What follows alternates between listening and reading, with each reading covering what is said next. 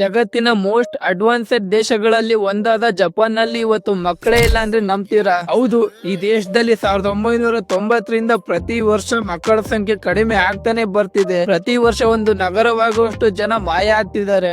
ಆದ್ರೆ 1980ಕ್ಕೂ ಮುಂಚೆ ಈ ದೇಶದಲ್ಲಿ ಪ್ರತಿ ಕುಟುಂಬದಲ್ಲೂ 2ರಿಂದ 4 ಜನ ಮಕ್ಕಳಿರ್ತಿದ್ರು. ಮತ್ತೆ ಇಲ್ಲಿ ಸಂಬಂಧಗಳಿಗೆ ತುಂಬಾ ಬೆಲೆ ಕೊಡ್ತಿದ್ರು. ಆದ್ರೆ 1990ರಿಂದ ಇಲ್ಲಿಯವರೆಗೂ ಜಪಾನ್ ನಲ್ಲಿರೋ ಜನರಿಗೆ ಮದುವೆ ಆಗೋಕೆ ಮತ್ತೆ ಮಕ್ಕಳನ್ನು ಮಾಡೋಕೆ ಸಹ ಭಯ ಪಡ್ತಿದ್ದಾರೆ. ಇಲ್ಲಿ ಅದೆಷ್ಟೋ ಸಾವಿರ ಶಾಲೆಗಳು ಮುಚ್ಚಲಾಗಿದೆ, ಮತ್ತೆ ಮಕ್ಕಳಿಲ್ಲದೆ ಆಟದ ಮೈದಾನ ಖಾಲಿಯಾಗಿವೆ, ಮತ್ತೆ ಮಕ್ಕಳಿಲ್ಲದೆ ಆಸ್ಪತ್ರೆಗಳು ಮುಚ್ಚುವ ಪರಿಸ್ಥಿತಿಗೆ ಬಂದು ನಿಂತಿದೆ. ಈಗ ಜಪಾನಿನ ಸದ್ಯದ ಪರಿಸ್ಥಿತಿ ಹೇಗಿದೆ ಅಂದ್ರೆ, ಇಲ್ಲಿ ಯುವಕರಿಗಿಂತ ಜಾಸ್ತಿ 60 ವರ್ಷದ ಮೇಲ್ಪಟ್ಟವರ ಸಂಖ್ಯೆ ದೇಶದಲ್ಲಿ 30% ಗಿಂತ ಜಾಸ್ತಿ ಇದೆ.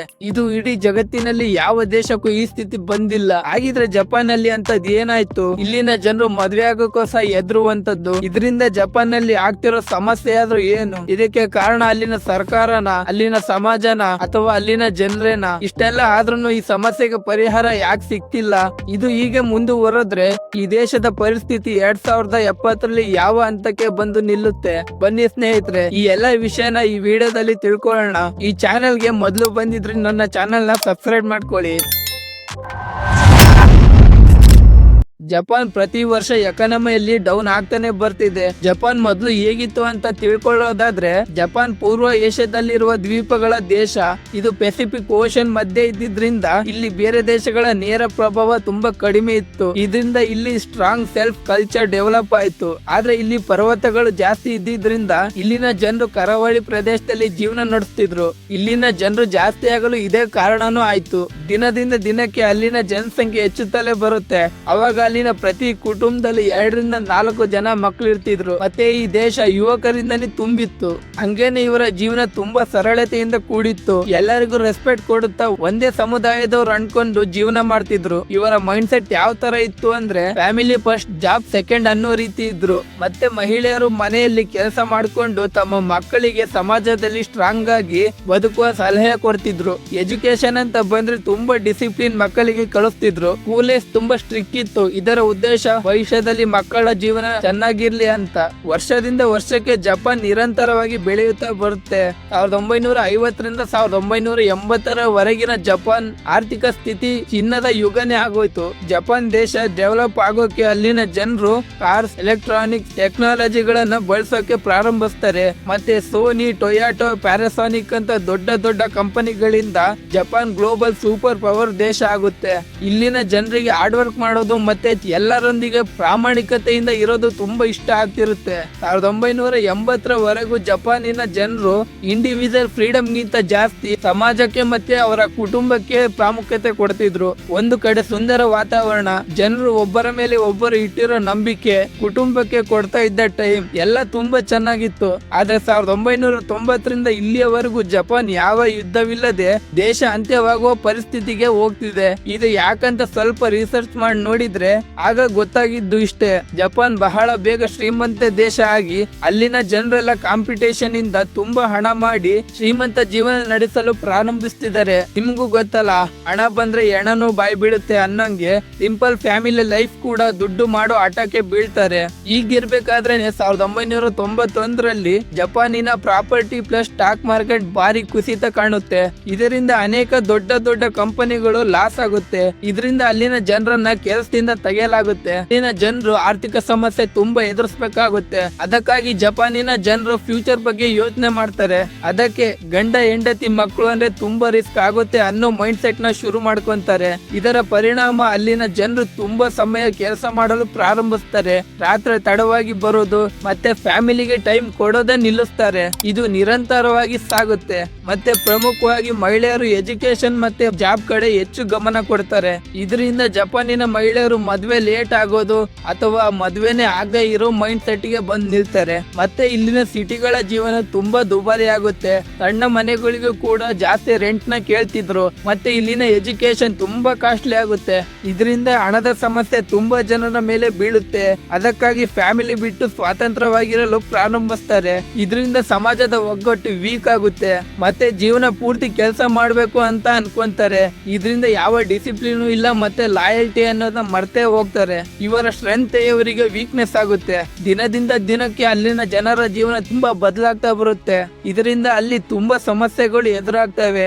ಅದರಲ್ಲೂ ಪ್ರಮುಖವಾದ ಸಮಸ್ಯೆ ಅಂದ್ರೆ ಮಕ್ಕಳು ಹುಟ್ಟುವುದು ಕಡಿಮೆ, ವಯಸ್ಸಾದವರು ಜಾಸ್ತಿ. ಜಪಾನ್ ನಲ್ಲಿ 1990ರಲ್ಲಿ 25-30 ಮಿಲಿಯನ್ ಮಕ್ಕಳಿದ್ರು.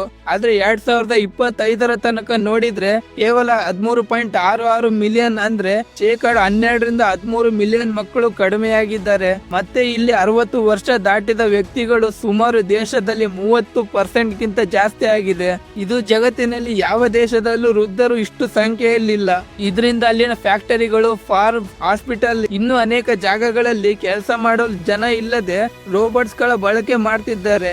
ಇದರಿಂದ ಅಲ್ಲಿನ ಯುವಕರಿಗೆ ತುಂಬಾ ಟ್ಯಾಕ್ಸ್ ಬೀಳುತ್ತೆ, ಹಾಗೂ ಅವರು ಮಾಡುವ ಕೆಲಸನು ಕಾಯಂ ಇರ್ತಿರ್ಲಿಲ್ಲ. ಇವೆಲ್ಲ ಅವರಿಗೆ ಮಾನಸಿಕವಾಗಿ ತುಂಬಾ ಕಾಡಲು ಶುರುವಾಗುತ್ತೆ. ಜಾಯಿಂಟ್ ಫ್ಯಾಮಿಲಿಯಿಂದ ದೂರ ಬಂದು ಸಿಂಗಲ್ ಲೈಫ್ ಬೆಟರ್ ಲೈಫ್ ಅಂತ ಅನ್ಕೊಂತಾರೆ.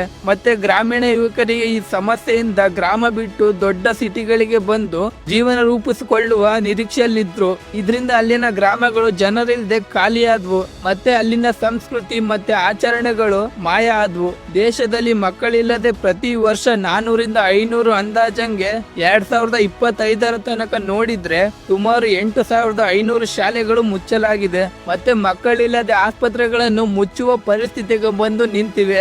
ಯುವಕರಿಲ್ಲದೆ ಈ ದೇಶದ ಭದ್ರತೆ ಕಾಪಾಡಿಕೊಳ್ಳುವ ಸಮಸ್ಯೆನೂ ಬರುತ್ತೆ. ಅದಕ್ಕೆ ಹೇಳೋದು, ಒಂದು ಸಮಸ್ಯೆ ಬಂದ್ರೆ ಅದನ್ನ ಮುಚ್ಚಾಕಿದ್ರೆ ಅವಾಗ ಸಮಸ್ಯೆಗಳ ಸರಪಳಿನೇ ಶುರುವಾಗುತ್ತೆ ಅಂತ.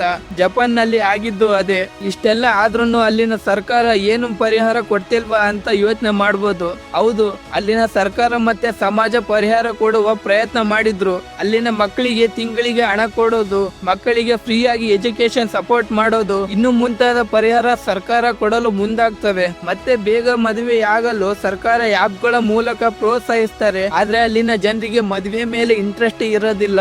ದೇಶದಲ್ಲಿ ಯುವಕರ ಸಂಖ್ಯೆ ಕಡಿಮೆ ಇದ್ದಿದ್ರಿಂದ ವಿದೇಶಿಯರನ್ನು ಕೆಲಸ ಮಾಡಲು ಬಿಡ್ತಾರೆ. ಇವರು ನರ್ಸಸ್, ಇಂಜಿನಿಯರ್, ಲೇಬರ್ಸ್ ಮುಂತಾದ ಕೆಲಸ ಮಾಡಲು ಮುಂದಾಗ್ತಾರೆ. ಇದರಿಂದ ಜಪಾನಿನ ಸಂಸ್ಕೃತಿ ಪೂರ್ತಿ ಅಂತ್ಯವಾಗುವ ಪರಿಸ್ಥಿತಿಗೆ ಬರುತ್ತೆ. ಮತ್ತೆ ಇಲ್ಲಿನ ಕೆಲಸಗಳನ್ನ ರೋಬೋಟ್ ಗಳಿಂದ ಮಾಡಿಸ್ಕೊಳ್ಳುವ ಪ್ರಯತ್ನ ಮಾಡ್ತಾರೆ. ಆದ್ರೆ ಇದು ಕೆಲಸ ಮಾಡಬಹುದು ಅಷ್ಟೇ, ದೇಶದ ಪಾಪ್ಯುಲೇಷನ್ ಜಾಸ್ತಿ ಮಾಡೋಕಂತ ಸಾಧ್ಯ ಇಲ್ಲ. ಜಪಾನ್ ಸರ್ಕಾರ ಪರಿಹಾರ ಏನೋ ಕೊಟ್ರು, ಆದ್ರೆ ಈ ಪರಿಹಾರ ತುಂಬಾ ಲೇಟ್ ಆಗಿದ್ರಿಂದ ಅಲ್ಲಿನ ಜನರಿಗೆ ಫ್ಯಾಮಿಲಿ ಲೈಫ್ ಗಿಂತ ಸಿಂಗಲ್ ಲೈಫ್ ತುಂಬಾ ಮುಖ್ಯ ಆಗೋಯ್ತು. ಈ ಪರಿಹಾರದಿಂದ ಯಾವ ಬದಲಾವಣೆನೂ ಆಗ್ಲಿಲ್ಲ.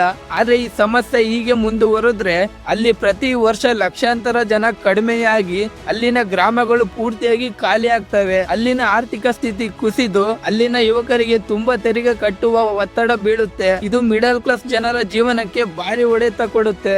ಮತ್ತೆ ಇಲ್ಲಿ ದೇಶದ ಜನ ಖಾಲಿಯಾದಾಗ ವಿದೇಶಿಯರು ಇವರಿಗೆ ಅನಿವಾರ್ಯವಾಗ್ತಾರೆ. ಇದು ಹೀಗೆ ಮುಂದುವರೆದ್ರೆ ಇಲ್ಲಿನ ದೇಶದ ಜನರು ಖಾಲಿಯಾಗಿ ಪೂರ್ತಿ ಇವರ ಕೆಲಸ ಮಾಡಿಸ್ಕೊಳ್ಳಲು ವಿದೇಶಿಯರ ಮೇಲೆ ಡಿಪೆಂಡ್ ಆಗ್ತಾರೆ. ಇಲ್ಲಿನ ಸಮಾಜ ಖಾಲಿ, ಮತ್ತೆ ಪೂಲ್ ಮತ್ತೆ ಪ್ಲೇ ಗ್ರೌಂಡ್ ನಲ್ಲಿ ಮಕ್ಕಳಿಲ್ಲದೆ ಖಾಲಿಯಾಗಿ ಹೋಗುತ್ತೆ. ಕೊನೆಯದಾಗಿ ಜಪಾನ್ 2070 ವೇಳೆಗೆ ಇದೇ ರೀತಿ ಆದ್ರೆ ಒಂದು ದಿನ ಜಪಾನ್ ನಕ್ಷೆಯಲ್ಲಿ ಇದ್ರೂ ಜೀವಂತ ಸಮಾಜವಾಗಿರೋದಿಲ್ಲ.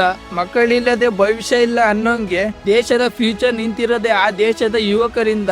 ಇದು ಬರೀ ಜಪಾನಿನ ಸಮಸ್ಯೆ ಅಷ್ಟೇ ಅಲ್ಲ, ಇದು ಫ್ಯೂಚರ್ ನಲ್ಲಿ ಎಲ್ಲ ದೇಶಗಳಿಗೂ ಆಗುವ ಸಮಸ್ಯೆ ಆಗಬಹುದು. ಸಮಸ್ಯೆ ಎಲ್ಲುಟ್ಟುತ್ತೋ ಅಲ್ಲೇ ಬಗೆಹರಿಸ್ಕೋಬೇಕು. ಇಲ್ಲದಿದ್ರೆ ಅದು ಮುಂದೆ ಎಂತ ಸಮಸ್ಯೆ ಕೊಡುತ್ತೆ ಅಂತ ಜಪಾನ್ ದೇಶ ನೋಡಿ ಕಲಿಬೇಕು.